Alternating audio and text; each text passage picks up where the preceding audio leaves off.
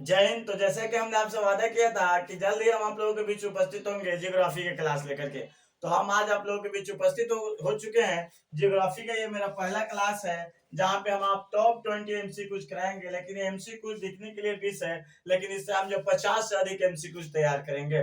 बस आप धैर्य बना करके बने रहिए और देखते रहिए। तो चलिए, जो है ये चैप्टर जो है जियोग्राफी में 2 बुक है, लेकिन इस जियोग्राफी का जो दूसरा बुक है उसका पहला बुक हम लिए हुए हैं, जिसका जो है ना चैप्टर का पहले चैप्टर का नाम है जनसंख्या वितरण, घनत्व, वृद्धि और संगठन। ये क्लास 12 का जो है और विषय जो है जियोग्राफी है, यानी भूगोल का ये चैप्टर नंबर फर्स्ट है। अगर इस वीडियो को आप देख रहे हैं तो इस चैप्टर से जितने सारे ऑब्जेक्टिव तैयार हो सकते हैं, प्योर एनसीईआरटी बेस्ड हमने जो है ना एमसीक्यूज तैयार कर रखा है। तो चलिए हम क्वेश्चन बिना विलंब करते हुए क्वेश्चन की तरफ बढ़ रहे हैं। तो क्वेश्चन नंबर 1 कह रहा है कि 2011 की जनगणना के अनुसार भारत की आबादी कितनी है। देखिए, आप सभी जानते हैं कि आपसे एक सवाल पूछा जाएगा कि पर जो है जनगणना कितने वर्षों पर होती है। तो आप कहिएगा जनगणना 10 वर्षों पर होती है, यानी 10 वर्ष के अंतराल पर जो है ना भारत में जनगणना की जाती है। तो वही पूछ रहा है कि जो है 2011 में जो जनगणना हुआ था तो उसके अनुसार जो है ना भारत की आबादी कितनी थी। क्या 135 करोड़ थी, क्या जो है ना 121 करोड़ थी, या 112 करोड़ थी, या 150 करोड़ थी। हमने बतलाया है कि जो जनगणना होता है वह जनगणना कितने वर्षों पर होता है। तो जनगणना जो है ना 10 वर्ष पर होता है। कितना वर्ष पर होता है? तो 10 वर्ष पर होता है। तो 2011 में जो जनगणना की गई थी उस जनगणना के अनुसार बताया जाता है कि भारत की जो आबादी है वह 121 करोड़ है। आपको हम बतला दें कि जो है ना पहला जो ना आबादी के मामले में जो है ना आबादी के मामले में जो ना आबादी में जो है ना पहले स्थान पर है। पहले स्थान पर पहले स्थान पर चीन है, जबकि जो है ना दूसरे स्थान पर जो है ना भारत है। यानी जो है ना आधिकारिक रूप से अगर बात की जाए कि जनसंख्या के दृष्टिकोण से विश्व का सबसे बड़ा देश कौन है, तो आप कहेंगे चीन है। लेकिन जो है ना चीन के बाद में जनसंख्या के दृष्टिकोण से बड़ा देश कौन है, तो आप कहिएगा भारत है। लेकिन अगर आपसे पूछ ले कि भारत और चीन के बीच कौन सी सीमा रेखा है, तो आप कहिएगा मैक मोहन रेखा। वही अगर आपसे पूछा जाए कि भारत और पाकिस्तान के बीच कौन सी सीमा रेखा है, तो आप कहिएगा रेड क्लिफ। चलिए, जब हम क्वेश्चन नंबर जो है 2 की तरफ बढ़ रहे हैं तो कह रहा है कि इस क्वेश्चन को बड़ा ध्यान से कीजिएगा और इसमें वीवीआई लगा लीजिए। ये क्वेश्चन हमेशा ट्रेंड किए जाते हैं, लेकिन यहाँ कुछ कंफ्यूजन है, लेकिन कंफ्यूजन को मैं अभी आपके पास जो है ना दूर कर दूंगा। तो चलिए, क्वेश्चन नंबर 2 कह रहा है कि भारत की पहली संपूर्ण जनगणना कब हुई। देखिए, यहाँ जो है ना एक शब्द जोड़ा गया है, संपूर्ण जनगणना कब हुई। लेकिन अगर आपसे ये सवाल डायरेक्ट पूछा जाए कि पहली जनगणना कब हुई, पहली जनगणना कब हुई, देखिए यहाँ संपूर्ण पूछा गया है। जो है ना हम अगर आपसे डायरेक्ट पूछा है कि भारत में पहली जनगणना कब हुई, तो आप कहिएगा भारत में पहली जो जनगणना हुई थी वो 1872 ईस्वी में हुई थी। कब हुई थी? 1872 ईस्वी में। लेकिन आपसे सवाल पूछा जाएगा कि पहली बार संपूर्ण शब्द अगर लग जाए, आप ध्यान दीजिएगा, एग्जाम में अगर ये शब्द मिल जाए कि संपूर्ण जनगणना कब हुई, तब आप कहिएगा, जब संपूर्ण शब्द लग जाए तो आप कहिएगा भारत में जो है ना संपूर्ण जनगणना की जब बात की जाएगी तो आप कहिएगा 1881 ईस्वी में संपूर्ण जनगणना जो है ना भारत में हुई थी। लेकिन एक और सवाल उठता है कि जब 1872 ईस्वी में जो जनगणना हुई थी वो सुव्यवस्थित रूप से नहीं हुई थी, तो आगे चलकर जो है ना 1881 ईस्वी में जो भारत की जनगणना हुई वह सुव्यवस्थित रूप से हुई और संपूर्ण जनगणना हुई। लेकिन जब 1872 ईस्वी की बात चली है तो आप जान रहे हैं 1872 ईस्वी में जो है ना जो शासन था वो अंग्रेजों का था। तो एक और आपसे सवाल पूछा जाता है कि भारत में पहली बार जनगणना किसने कराया था। देखिए ध्यान से सुनिए, पहली बार जनगणना किसने कराया था। और दूसरा पूछा जाएगा कि भारत में पहली बार संपूर्ण जनगणना किसने कराया था। यहाँ क्वेश्चन 2 है। तो अगर बात की जाए कि पहली जनगणना की बात की जाए, जो है पहली जनगणना कौन कराया था, पहली जनगणना, तो आप कहिएगा पहली जनगणना लॉर्ड मेयो। लेकिन कहा जाए कि संपूर्ण जनगणना किसने कराया था, यहाँ से क्वेश्चन ट्रेंड होते हैं, बच्चे अक्सर कंफ्यूज होते हैं, तो जो है ना कहिएगा लॉर्ड रिपन। चलिए, तो हम आपके कंफ्यूजन दूर कर दिए कि अगर आपसे पूछा जाए कि भारत में पहली जनगणना कब हुई तो 1872 ईस्वी में किसने कराया? तो लॉर्ड मेयो ने कराया। लेकिन वही पूछा जाए कि भारत में जब पहली बार संपूर्ण जनगणना कब हुई, तो आप कहिएगा 1881 में। और किसने कराया? तो आप कहिएगा लॉर्ड रिपन ने कराया। आगे जब हम क्वेश्चन नंबर 3 की तरफ, तो इसका जो सही आंसर होगा 1881 ईस्वी होगा। लेकिन अगर यहाँ पे जो है ना संपूर्ण खत्म रहता, पहली जनगणना पूछा जाता, तो हम कहते हैं 1872 ईस्वी। आगे क्वेश्चन नंबर 3 की तरफ चल रहे हैं। तो क्वेश्चन नंबर 3 कह रहा है कि भारत के किस राज्य में जनसंख्या सर्वाधिक है? यानी भारत का वह कौन सा राज्य है जहां सबसे ज्यादा लोग निवास करते हैं? समझिए, ये जनसंख्या के दृष्टिकोण से पूछा जा रहा है, क्षेत्रफल की दृष्टि से नहीं पूछा जा रहा है, वनों की दृष्टि से नहीं पूछा जा रहा है। अच्छा, एक बात समझिए, अगर आपसे पूछा जाए जनसंख्या के दृष्टि से, समझिए जनसंख्या के दृष्टि से अगर आपसे पूछा जाए क्षेत्रफल की दृष्टि से,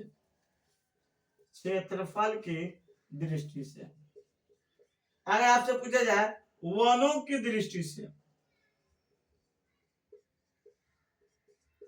यहां से 3 सवाल बनेंगे आपका।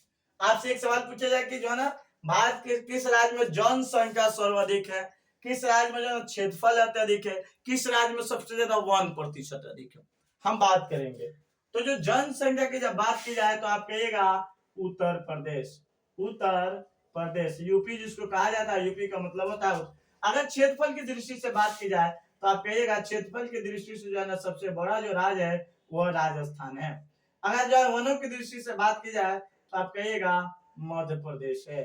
कौन सा राज्य है? मध्य प्रदेश है। तो जो इसका सही उत्तर होगा, तो ये कह रहा है जनसंख्या के दृष्टिकोण से, तो जनसंख्या के दृष्टिकोण से जो सबसे बड़ा राज्य है वह उत्तर प्रदेश है। लेकिन हम आपको बतला दें कि अगर आपसे एक सवाल पूछा जाता है कि आबादी के क्रम में सजाइए, जैसे है ना जनसंख्या के क्रम में हम आपको सजा करके, आप कुछ नोट करा रहे हैं, आप रुकिए। जनसंख्या के अनुसार भारत के बड़े राज्य, यानी बात की जा रही है कि जनसंख्या के अनुसार जो है ना भारत का कौन कौन सा बड़ा राज्य है। तो हमने अभी आपको पढ़ाया कि जो है जब 1 नंबर की बात की जाए तो आप कहिएगा पहले स्थान पर उत्तर प्रदेश है। अब अगर आपसे पूछा जाए कि दूसरे स्थान पे कौन, ये सजाने के लिए दिया जाता है, ये 4-5 आपसे ऑप्शन दे दिया जाएगा, कहेगा कि आप जो है इसको सजाइए कि जनसंख्या के दृष्टिकोण से बड़ा राज्य कौन है, 1 नंबर में कौन आएगा, 2 पे कौन आएगा, 3 पे कौन आएगा, 4 पे कौन आएगा, 5 पे कौन आ जाएगा। तो पहले स्थान पे जो है ना उत्तर प्रदेश है और दूसरे स्थान पे जो है ना महाराष्ट्र है, दूसरे स्थान पर महाराष्ट्र है। अगर तीसरे स्थान की बात की जाएगी तो तीसरे स्थान पे कहिएगा बिहार है। अगर चौथे स्थान की बात की जाएगी तो आप कहिएगा पश्चिम बंगाल है, और 5वां स्थान की बात की जाएगी तो आप कहिएगा आंध्र प्रदेश है। तो चलिए यहां से एक आपका कॉन्सेप्ट क्लियर हो गया। हमने आपको बताया कि पहली जनगणना कब हुई, संपूर्ण जनगणना किसके शासन काल में हुई, जनसंख्या की दृष्टि से जो बड़े राज्य कौन से है, क्षेत्रफल की दृष्टि से बड़े राज्य कौन है, वनों की दृष्टि से बड़े राज्य कौन है, जनसंख्या अनुसार जाना भारत के बड़े राज्य कौन है, जिसमें हमने बताया कि सबसे बड़ा राज्य उत्तर प्रदेश है, महाराष्ट्र है, बिहार है, पश्चिम बंगाल है और आंध्र प्रदेश है। आगे जब हम क्वेश्चन नंबर जो है ना 4 की तरफ बढ़ रहे हैं तो क्वेश्चन नंबर 4 कह रहा है कि 2011 की जनगणना के अनुसार भारत की जनसंख्या घनत्व प्रति वर्ग किलोमीटर कितनी है। यहाँ ध्यान से समझिए, अक्सर बच्चे यहाँ कंफ्यूज करते हैं। देखिए, अगर आपसे सवाल पूछा जाए कि भारत का जनसंख्या घनत्व प्रति व्यक्ति जो ना या जना प्रति वर्ग किलोमीटर कितना है, यहाँ भारत की बात पूछी जा रही है। अगर भारत की बात की जाएगी तो कश्मीर से लेकर कन्याकुमारी तक की बात की जाएगी, यानी राज्य के अंदर जितना भूमि है, 28 राज्य, 8 केंद्र शासित प्रदेश, सब राज्य का मतलब नहीं, केंद्र शासित प्रदेश भी जो ना वो सब मिल करके जो ना उसके अनुसार जो ना डिवाइड किया जाएगा, भागा किया जाएगा, तब जो है ना प्रति वर्ग किलोमीटर की आबादी निकाली जाएगी। लेकिन अगर यही जो है ना देखे, जब भारत का है तो उसका आंसर अलग होगा। लेकिन यही अगर आप सवाल पूछते आपसे कि बिहार का जनसंख्या घनत्व बतलाइए, पश्चिम बंगाल का बतलाइए, समझ में आ रही है बात को, केरल का बतलाइए, तो फिर कंफ्यूजन क्रिएट होना शुरू हो जाएगा। तो यहाँ जो सवाल पूछी जा रही है वो पूछा जा रहा है कि भारत का जनसंख्या घनत्व बताइए, ना कि किसी विशेष राज्य का पूछा जा रहा है। आपसे किसका पूछा जा रहा है? भारत का बतलाइए। तो चलिए हम क्वेश्चन के आगे बढ़ते हैं। तो क्या जो है 117 व्यक्ति प्रति वर्ग किलोमीटर है, 382 और 425 है या 510 है। तो अक्सर जो बच्चा जो है ना बिहार का जनसंख्या घनत्व प्रति वर्ग किलोमीटर याद किए हो रहता है, एग्जाम में जो है बिहार का जनसंख्या पूछ देता है, बच्चा उसको चेक कर देता है। लेकिन यहाँ ध्यान से आप समझिए कि बिहार का तो पूछ नहीं रहा है, पश्चिम बंगाल का पूछ नहीं रहा है, यहाँ पूछ रहे हैं भारत का। तो जो है ना भारत का जो है जनसंख्या घनत्व जो है ना प्रति वर्ग किलोमीटर है वह 382 है। इसलिए आगे हमने क्वेश्चन एक और आप लोगों के लिए डाल रखा है। क्वेश्चन नंबर 5 की तरफ आइए और ध्यान से समझिए। क्वेश्चन नंबर 5 कह रहा है कि बिहार का जनसंख्या घनत्व प्रति वर्ग किलोमीटर कितना है। यहां से एक और हम सवाल आपको बतलाते हैं कि अगर आपसे पूछा जाए कि भारत का किस राज्य का जनसंख्या घनत्व प्रति वर्ग किलोमीटर सबसे ज्यादा है, तो आप सीधे चले जाइएगा अपने राज्य बिहार में। कहा आइएगा, कहिएगा बिहार का जनसंख्या घनत्व जो है ना प्रति वर्ग किलोमीटर ज्यादा है। देखिए ध्यान समझिए, हमने कहा कि सबसे अत्यधिक जो जनसंख्या है ना वो कहाँ का है, उत्तर प्रदेश का है। लेकिन घनत्व की बात की जाएगी, घनत्व जानते हैं कैसे नहीं, जैसे कुल भूमि कितनी है और उसके बाद में आबादी कितनी है, तो उससे उसमें भाग दिया जाता है, समझ रहे हैं। अब जिसका आबादी ज्यादा है और भूमि ज्यादा है तो कम पड़ेगा। अब हम लोग क्या है, भूमि कम है और आबादी ज्यादा है, इसलिए जनसंख्या घनत्व क्या है, ज्यादा है। तो चलिए, क्या 829 है, 1102 है, 859 है और 555 है। आप बतलाइए कि बिहार का जनसंख्या घनत्व कितना है। तो जो इसका सर हमने बताया कि सबसे ज्यादा जो है जनसंख्या घनत्व जो है ना बिहार का है। आप कुछ तो चीज नोटिस कर लीजिए, अपने पेज को निकालिए और लिखिए, बिहार का जनसंख्या घनत्व जो है ना 1102 है। वही जब हम बात करेंगे केरल का, जब हम बात करेंगे केरल का, तो केरल का जनसंख्या घनत्व जो है ना 859 है। जब हम बात करेंगे जो है ना उत्तर प्रदेश का, जब हम बात करेंगे उत्तर प्रदेश का, तो उत्तर प्रदेश का जो जनसंख्या घनत्व हम लिखे हैं 829। जब हम बात करेंगे तमिलनाडु का, तमिलनाडु का 555। यहाँ आप इसे नोट कर लीजिएगा, ऐसा सवाल बनेगा, हम आगे क्वेश्चन जो को एमसीक्यूज कराएंगे फिर ऐसा हमने सवाल एक डाल रखा है ताकि आपका कॉन्सेप्ट क्लियर हो जाए। तो समझिए बिहार का जनसंख्या घनत्व कितना है, 1102। केरल का कितना है, 859। उत्तर प्रदेश का कितना है, 829। तमिलनाडु का कितना है, 555। इसको आप अपना कॉपी में ऐड कर लीजिएगा। आगे कह रहा है क्वेश्चन नंबर 6, हमने यहाँ बताया कि सबसे अत्यधिक जनसंख्या घनत्व वाला राज्य कौन है, बिहार। लेकिन एक और सवाल हम आपसे पूछ रहे हैं, फिर आप ये आपके लिए छोड़ दे रहे हैं, कमेंट बॉक्स में इसका जवाब दीजिएगा कि भारत का जो है ना सबसे ज्यादा जनसंख्या घनत्व वाला केंद्र शासित प्रदेश कौन है, ये सवाल आपको जवाब देना है। तो चलिए, तो यहाँ सवाल जो पूछा जाए कि अरुणाचल प्रदेश का जनसंख्या घनत्व कितना जो है ना वर्ग जो है ना प्रति किलोमीटर है, कितना वर्ग किलोमीटर है जनसंख्या घनत्व प्रति वर्ग किलोमीटर, किसका बताना है, अरुणाचल प्रदेश का। सुनिए, अगर आपसे पूछा जाए कि भारत का किस राज्य का जनसंख्या घनत्व प्रति वर्ग किलोमीटर सबसे ज्यादा है, तो बिहार का। और सबसे कम किसका है, तो आप आंख बंद कीजिएगा और आ जाइएगा अरुणाचल प्रदेश। कहा जी, अरुणाचल। सबसे ज्यादा बिहार, हम बिहारी है ना। आगे सबसे ज्यादा अरुणाचल प्रदेश, सबसे कम अरुणाचल प्रदेश। तो क्या 17 है, क्या 35 है, क्या 85 है, क्या 112 है। तो आप बताइए कि अरुणाचल प्रदेश का जनसंख्या घनत्व कितना वर्ग किलोमीटर है। तो जब हम बात करेंगे अरुणाचल प्रदेश की जनसंख्या घनत्व की बात करेंगे, तो अरुणाचल प्रदेश का जनसंख्या घनत्व जो है ना 17 जो है ना व्यक्ति प्रति वर्ग किलोमीटर, यानी 17 जो है ना व्यक्ति जो है प्रति 1 वर्ग किलोमीटर जगह पर जो है ना 17 व्यक्ति रहते हैं। हमने आपसे पूछा था कि अगर केंद्र शासित प्रदेश की बात की जाए तो आप कहिएगा दिल्ली का जनसंख्या घनत्व जो है ना सबसे ज्यादा है। चलिए, कुछ इसका जो सही आंसर होगा 17 होगा। तो सबसे ज्यादा बिहार में, सबसे कम अरुणाचल प्रदेश में, केंद्र शासित प्रदेश में सबसे ज्यादा कहां, दिल्ली। भारत की जनसंख्या वार्षिक वृद्धि दर है, यानी भारत का जो ना जनसंख्या जो है ना वार्षिक वृद्धि है, यानी प्रत्येक वर्ष कितना प्रतिशत बढ़ रही है। हमने एनसीईआरटी को खंगाला है और एनसीईआरटी से आपके लिए क्वेश्चन बना, एकदम प्योर है। यहां से एग्जाम में नहीं लड़ने का तो सवाल ही नहीं है, बोर्ड में यहीं से छपेंगे। चलिए, तो कह रहे हैं क्या 1.3% है, क्या 1.5% है, 1.64% है और 2% है। तो इसका सही आंसर बतलाइए। देखिए अभी आंध्र प्रदेश के जो है नए सीएम बने हैं, तो वाईएस जगमोहन चेन्नई सॉरी चंद्राबाबू नायडू, उससे पहले वो रेडी थे, चंद्राबाबू नायडू बने हैं। तो पहले क्या था कि वहां ग्राम पंचायत का चुनाव होता था, तो एक रूल लाया गया था कि वहां जो है ना जिसके परिवार में 2 बच्चे होंगे वहीं सिर्फ ग्राम पंचायत का चुनाव जो है ना स्थानीय स्वशासन की चुनाव लड़ सकते हैं। लेकिन क्या हुआ कि आंध्र प्रदेश में जो ना आबादी थोड़ा सा गिरने लगी, जो ना राष्ट्रीय औसत जो है ना 1.64% है, इससे भी कम होने लगी। परिणाम क्या हुआ कि चंद्राबाबू नायडू की जो सरकार है उन्होंने आकर के कहा कि नहीं, अब जो है ना ये वाला सिस्टम खत्म हो रहा है, तो बच्चा वाला रूल खत्म किया जा रहा है। कहाँ किया जा रहा है, करंट जान लीजिए, आंध्र प्रदेश। तो कितना है, 1.64% है। आगे देखिए, किस अवधि में जनसंख्या दर ऋणात्मक में दर्ज की गई थी, यानी देखो जनसंख्या माइनस से जाने लगा था, कौन सा साल था जी?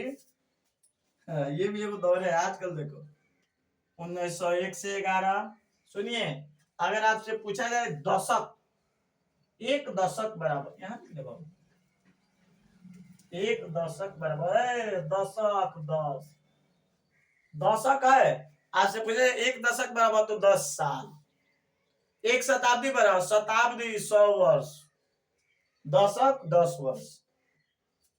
तो 1901 से 11 था, 11 से 21 था, 21 से 31 था, या 31 से 41 था। तो आप बताइए किसमें जो है नकारात्मक जो है ऋणात्मक में दर्ज की गई, तो वह जो साल था 1911 से 21 था। लेकिन आपसे पूछा जाएगा कि भारत के किस राज्य में जनसंख्या दर जो है ना ऋणात्मक में दर्ज की गई है, बहुत इंपोर्टेंट है, राज्य में ऋणात्मक में। बताइए माइनस में चला जा रहा है सब, ये कौन है जी? नागालैंड, जानते हो नागालैंड, कौन सा है? नागालैंड में जो है ना ऋणात्मक दर्ज की गई। तो जो इसका सही आंसर होगा इसको वीवीआई लगा लीजिए, एम वीवीआई आप लगाएंगे तो आपके लिए फायदेमंद होगा। आगे 9 नंबर क्वेश्चन कह रहा है कि 2025 तक भारत की आबादी कितनी हो जाएगी, यानी 2025 तक अगर आपकी जो है ना भारत का एक अनुमान लगाएगा। एनसीईआरटी का ये क्वेश्चन है, प्योर एनसीईआरटी, कि जो है ना 2025 तक भारत की आबादी कितना है, क्या 121 करोड़। अभी हमने आपको बताया कि 2011 की जनगणना के अनुसार भारत की आबादी जो है 121 करोड़ है, क्या 135 या 150 या 165। तो जो इसका सही आंसर होगा वो होगा 135 करोड़, यानी 2025 तक जो है भारत की आबादी जो अनुमान लगाई गई है कि 135 करोड़ हो जाएगा, और जल्द ही हम लोग जो है ना चीन को पीछे छोड़ देंगे, रसगुल्ला। चलो क्वेश्चन नंबर 10 की तरफ बढ़ते हैं। क्वेश्चन नंबर 10 करे बाबू, 2011 की जनगणना के अनुसार भारत में कितने प्रतिशत किशोर वर्ग है, यानी 2011 की जो जनगणना की गई उसके अनुसार जो है भारत में जो है कितने प्रतिशत किशोर वर्ग है। तो क्या 52.7%, 47.3%, 38.2%, 55.5%। जब बात की जाएगी किशोर वर्ग की तो आप नोट कीजिए, यहाँ जब आपको कहा जाएगा कि किशोर वर्ग, इसका जो सही आंसर होगा 52.7%। कितना प्रतिशत? 52। लेकिन यही अगर आपसे पूछा जाए कि किशोरी वर्ग,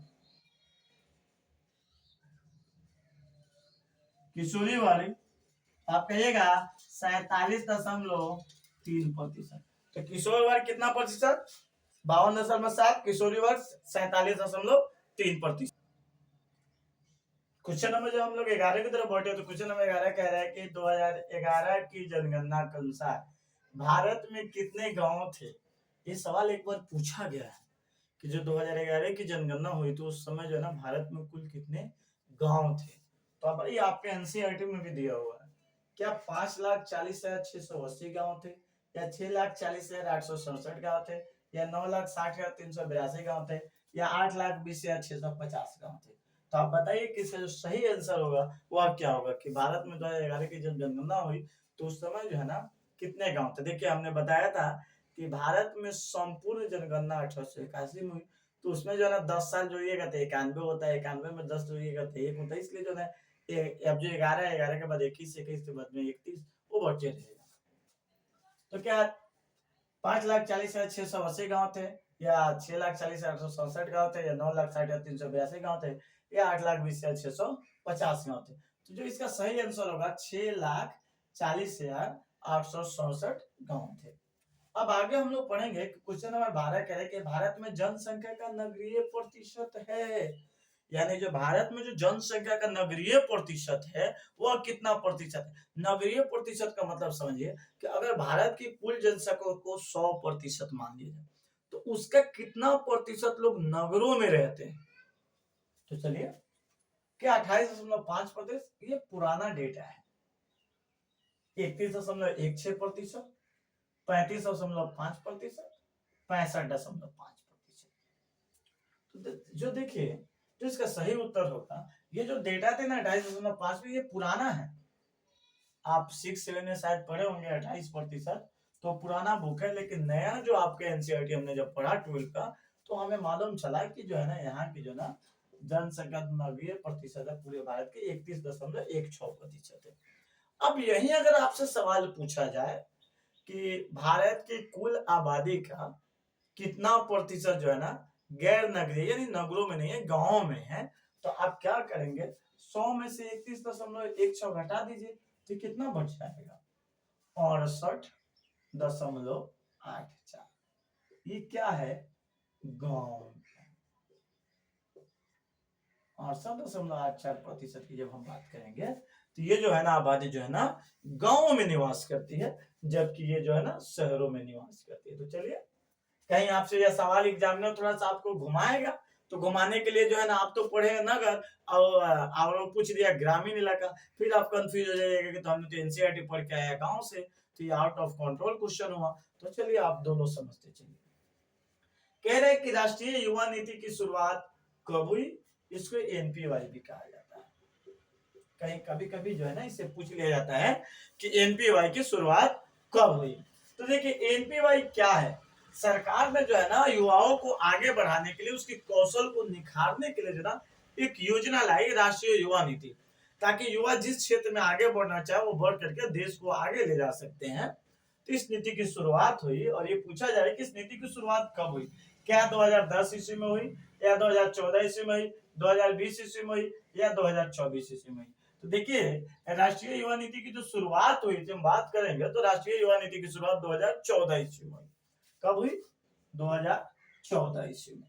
आगे हम बात करेंगे कि भारत में, देखिए क्वेश्चन नंबर 14 की तरफ बढ़ेंगे, भारत में कुल कितनी भाषाएं अनुसूचित है।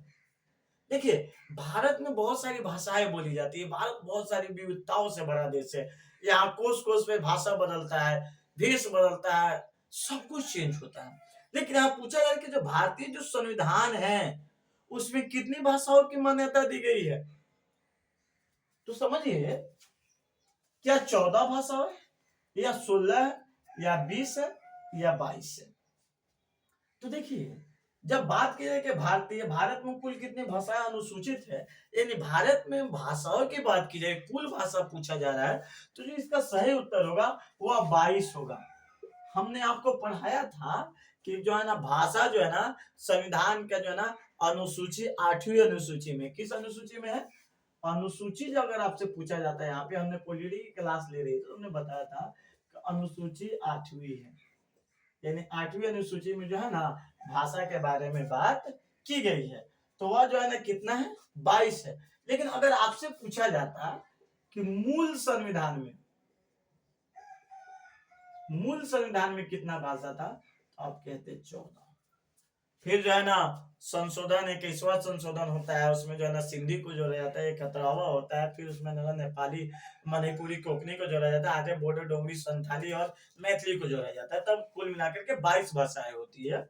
तो अगर मूल संविधान में अगर पूछा जाए आपसे तो आप 14 कहिएगा, लेकिन अगर डायरेक्ट आपसे पूछा जाए कि भारत में कुल कितनी भाषाएं अनुसूचित है तो आप कहिएगा 22 है। लेकिन अगर पूछा जाए कि भारत में जो है भाषाएं जो है ना किस अनुसूची में है, तो आप कहिएगा 8वीं अनुसूची में है। चलिए हम आगे बढ़ते हैं। कह रहा है कि इस क्वेश्चन को हमने घुमाया है, ये आपकी किताब में ऐसे नहीं है, इसको हमने अपने से थोड़ा सा जो है ना आप लोगों के लिए जो ना माइंड कौशल चेक करने के लिए बनाया है। कह रहा है कि मुख्य श्रमिक वह व्यक्ति है जो साल में कम से कम कितने महीने तक काम करता है। जबकि आपसे किताब में पूछा गया है कि मुख्य श्रमिक वो व्यक्ति हुआ है जो साल में कम से कम कितने दिनों तक काम करता है। अगर हम बात करेंगे श्रमिक वर्ग की बात करेंगे, जब हम श्रमिक वर्ग की बात करेंगे तो यहाँ जो है ना मुख्य श्रमिक आते हैं, एक मुख्य श्रमिक आते हैं, एक सीमांत श्रमिक आते हैं। कौन से श्रमिक आते हैं? एक सीमांत श्रमिक आते हैं, एक अश्रमिक है। अश्रमिक का मतलब वो कोई काम नहीं कर रहे हैं, आप इसको कह सकते हैं कि ये है जो ना भाई साहब बेरोजगार है, बेरोजगार का दंश झेल रहे हैं। हाँ चलिए, वो मजदूर नहीं है, आप समझिए अश्रमिक का मतलब। तो जब हम मुख्य श्रमिक की बात करेंगे तो ये आपके किताब में पूछा रहे कि कितना दिनों तक कम से कम काम करेंगे। हमने पूछा कितना महीने तक काम करेंगे, सवाल को पलट दिया। तो समझिए 183 दिन जो मुख्य श्रमिक होंगे वह 183 दिन काम करेंगे। जब महीनों में कन्वर्ट करने का बात करेंगे तो ये जो हो जाएगा ना 6 महीना हो जाएगा। यहाँ महीना में हमने उसको घुमा करके पूछा। तो आपसे अगर दिन में अगर सवाल पूछा गया कि मुख्य श्रमिक कौन है जो कम से कम साल में कितने दिनों तक काम करेंगे, तो आप कहिएगा 183 दिन। लेकिन अगर महीना में ही अगर आपसे सवाल पूछ ले तो आप कहिएगा 6 महीना। लेकिन जो है ना अगर आपसे पूछ ले, अब आप कहिएगा सर सीमांत श्रमिक कौन है, तो सीमांत श्रमिक वो है जो साल में कम से कम 183 दिन से कम, यानी जो है यहाँ हम लिख देते हैं, स्पेस का अभाव है तो यहाँ पर आप लिख लीजिए 183 दिन से कम जो काम करता है ना उसको कहा जाता है सीमांत श्रमिक। तो यहाँ से आपका कॉन्सेप्ट क्लियर हो गया। महीना में पूछे तो आप महीना में जवाब दीजिएगा, दिन में पूछे तो दिन में। कितना? 183 दिन। सीमांत श्रमिक 183 दिन से कम। तो 3 है श्रमिक। और आगे हम लोग बढ़ेंगे, क्वेश्चन नंबर 16 की तरफ बढ़ते हैं। कह रहा है कि भारत और बांग्लादेश की सीमा रेखा की कितनी लंबी है, कि भारत और बांग्लादेश है ना उसकी सीमा रेखा कितनी लंबी है। तो जब हम लंबी की बात करेंगे तो देखेंगे क्या 3090 किलोमीटर है, क्या 4096 किलोमीटर है, या 5050 किलोमीटर है, या 2525 किलोमीटर है। तो आप सभी जानते हैं कि जो है ना भारत और बांग्लादेश की जो सीमा रेखा की जब बात की जाएगी तो है 4096 किलोमीटर। लेकिन ये एग्जाम में थोड़ा सा आपसे अलग पूछता है। अगर आपसे पूछा जाए, आप एक ट्रिक याद रखिए, बचपन। आप याद रखिए बचपन। आप ब से जो है ना बांग्लादेश, च से जो है ना चीन चाइना, प से जो है ना पाकिस्तान, और न से जो है ना नेपाल। अब हम बात करेंगे कि जो है ना भारत से सीमा लगने वाले, भारत से सीमा लगने वाले देश, यानी जो ना भारत की सीमा रेखा से जो ना लगने वाले जो देश है, सबसे करीब देश है। ये सवाल पूछा जाता है कि भारत के सबसे जो है ना ज्यादा सीमा रेखा किस देश के साथ लगती है, तो आप कहिएगा बांग्लादेश, फिर उसके बाद में क्या तो चीन, फिर पाकिस्तान, फिर नेपाल। इसे आप याद कर लेंगे। चलिए आगे बढ़ते हैं। हम लोग कह रहे हैं कि कुल श्रमिक का कितना प्रतिशत लोग जो है ना प्राथमिक क्षेत्र में लगे हैं। देखिए जब बात हो रही है कुल श्रमिक का कितना प्रतिशत, थोड़ा सा हम बोर्ड को साफ कर देते हैं, फिर हम आपको बतला रहे हैं कि कुल श्रमिक का जो है ना कितना प्रतिशत जो है ना लोग जो है ना कामों में लगे हुए हैं। प्राथमिक क्षेत्र हमने आपको इकोनॉमिक्स का क्लास कराया था, तो उसमें बताया था कि प्राथमिक क्षेत्र, द्वितीयक क्षेत्र। तो उसमें हमने आपको बताया था कि जो है ना तो क्या जो है आपसे देखिए यहां लिखिए प्राथमिक क्षेत्र, इसे आपसे सवाल पूछा जाएगा, आप इसे कृषि क्षेत्र भी कहा जाता है। कृषि क्षेत्र है ना, भारतीय अर्थव्यवस्था में इसका लगभग 18% योगदान है, और इसमें जो है ना लगे हुए लोगों को कहा जाता है रेड कॉलर वर्कर कहा जाता है। तो इसमें जो लगे हुए व्यक्ति जो है वह 54.6%। आप लोग इसको नोट कर लीजिए। आगे जब हम बात करेंगे द्वितीयक क्षेत्र है ना, इसको कहा जाता है औद्योगिक क्षेत्र। क्या कहा जाता है? औद्योगिक क्षेत्र। इसमें काम करने वाले लोगों को ब्लू कॉलर वर्कर कहा जाता है। इसमें जो है ना 3.8% लगे हुए हैं। जो तृतीयक क्षेत्र है आप तृतीयक क्षेत्र को जो है ना कहा जाता है, तृतीयक क्षेत्र को सेवा क्षेत्र, तृतीयक क्षेत्र को कहा जाता है सेवा क्षेत्र। और इसमें जो व्यक्ति काम के लिए लगे हुए हैं वह 41.6% है। ये लेखा जोखा हुआ कि जो श्रमिक वर्ग के लोग हैं जो तीनों क्षेत्रों में काम करते हैं, तो आप इन्हें ऐड करेंगे तो 100%। आप इन्हें नोट कर लेंगे कि जो ना प्राथमिक क्षेत्र में 54.6% लोग काम करते हैं, द्वितीय क्षेत्र में मात्र 3.8% और जो है तृतीय क्षेत्र में 41.6%। और यहाँ से एक और सवाल पूछा जाएगा कि किस क्षेत्र में सबसे कम श्रमिक वर्ग के लोग काम करते हैं, तो आप कहिएगा द्वितीय क्षेत्र में। तो ये जो इसका सही आंसर होगा वो होगा 54.6%। यहाँ तो सबसे अधिक पूछ रहा है प्राथमिक क्षेत्र में, तो आप कहिएगा 54.6% लोग जो है ना प्राथमिक क्षेत्र में लगे हुए। यहाँ से एक और सवाल पूछा जाता है कि भारतीय अर्थव्यवस्था में सबसे ज्यादा योगदान जो है ना, ज्यादा योगदान किस क्षेत्र का है? क्या प्राथमिक क्षेत्र का है? आप लिख लीजिए भारतीय अर्थव्यवस्था में सबसे ज्यादा योगदान किस क्षेत्र का है? किस क्षेत्र का है?